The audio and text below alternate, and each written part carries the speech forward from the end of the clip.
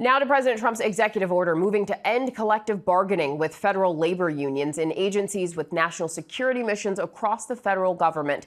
So what exactly does that mean, and what's the impact? I want to bring in Marie Owens Powell. She's the president of a council representing Environmental Protection Agency workers, which is a part of the American Federation of Government Employees, the largest federal employee union in the United States. Marie, thank you so much for being with us.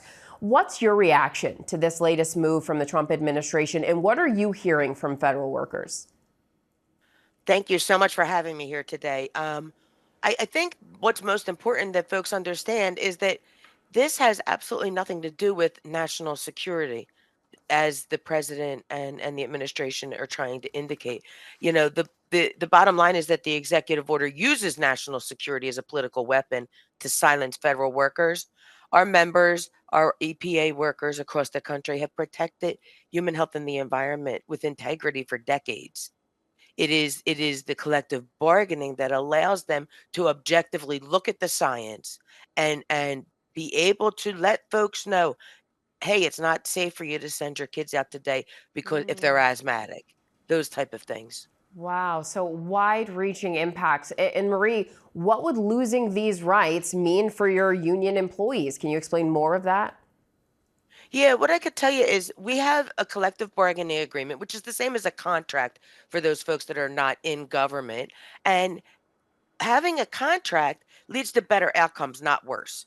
It improves morale, it helps with retention of employees, and it ensures the mission success. Our scientists, our engineers can operate independently, independent of politics and independent of industry.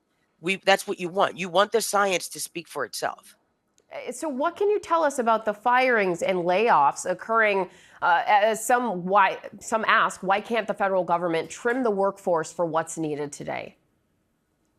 Sure, there are plenty of procedures in place to get rid of the folks that are not performing. That has never been AFG's position, that we should not deal with underperformers.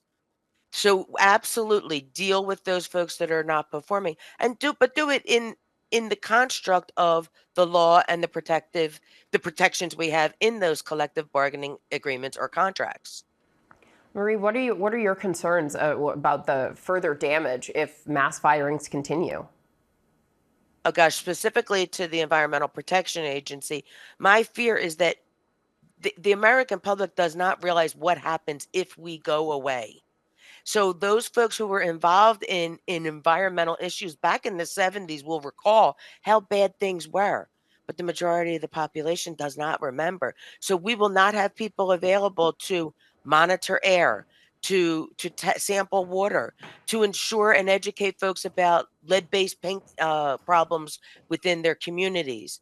That once these employees go away, make no mistake, they're not going to be replaced. And you're preparing for legal action, is that right? Yes, AFGE National is definitely exploring all of their legal options and are right now preparing to do so.